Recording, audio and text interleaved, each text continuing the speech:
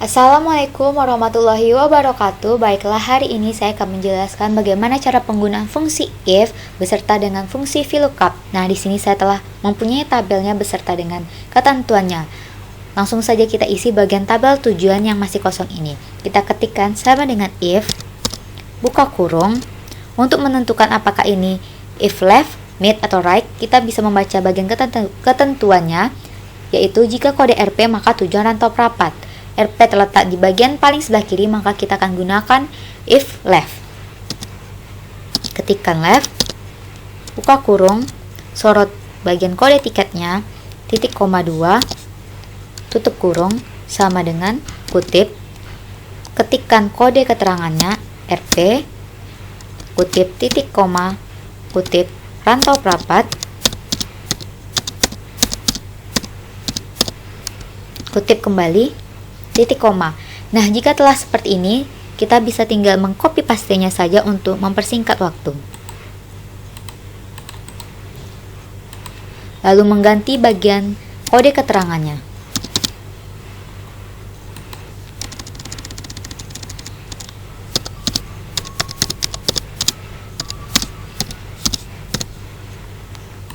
Titik koma, kutip. Nah, untuk kode yang terakhir tinggal kita ketik saja, tidak perlu membuat dari awal kembali. Lalu kutip, titik, tutup kurungnya 2, karena fungsi if yang kita gunakan ada 3. Lalu tekan enter. Jika telah seperti ini, tinggal tarik saja ke bawah. Nah, jika telah seperti ini, maka langkah kamu sudah benar. Lalu kita akan mengisi bagian kelas yang masih kosong ini dengan cara ketikkan sama dengan if. Nah, kembali kita baca ketentuannya. Jika kode EK, maka kelas ekonomi. EK terletak di bagian tengah, maka bisa dikatakan bahwa ini adalah fungsi if mid. Lalu buka kurung, ketikkan mid, buka kurung kembali, sorot kode tiket, titik koma 4. Kenapa 4? Karena EK terletak di bagian huruf keempat. Titik koma 2, karena EK berjumlah 2 huruf. Lalu tutup kurung, sama dengan kutip, masukkan kode keterangannya. Jika EK,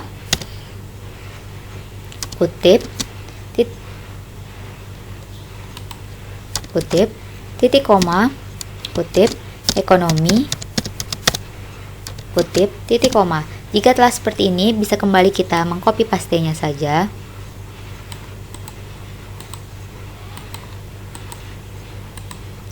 Dan mengganti kode keterangannya.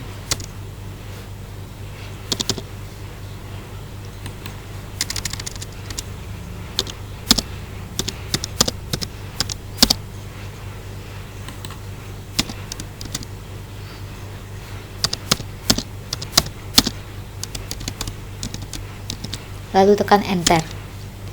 Dan tarik ke bawah seperti tadi. Nah, untuk mengisi bagian harga bisa dengan cara ketikkan sama dengan if, sorot bagian tabel kelas,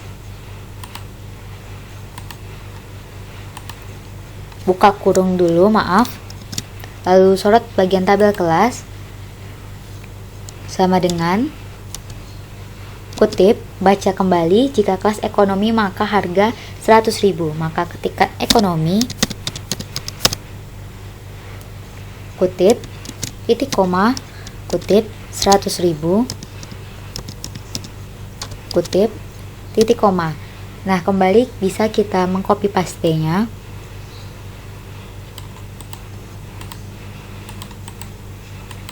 Dan mengganti kode keterangannya.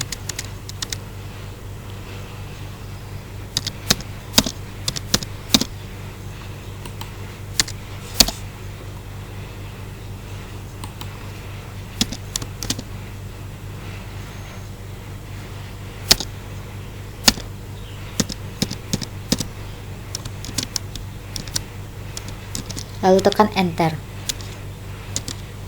Nah, kembali sorot ke bawah. Nah, untuk mengisi bagian VLOOKUP ini, kita harus mempunyai tabel keterangannya terlebih dahulu. Nah, di sini saya telah mempunyai tabel keterangannya. Kode dan nama ini bisa kita ganti dulu nama range-nya.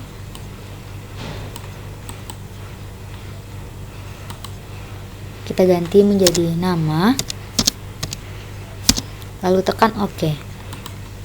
Nah, untuk mengisi bagian nama kita akan menggunakan rumus VLOOKUP sama dengan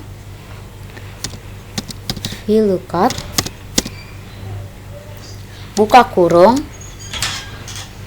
sorot bagian tabel kode pelanggan, lalu tekan titik koma, lalu ketik yang telah kita buat tadi range name-nya, nama, lalu titik koma, lalu tekan angka 2, lalu tutup kurung, dan tekan enter.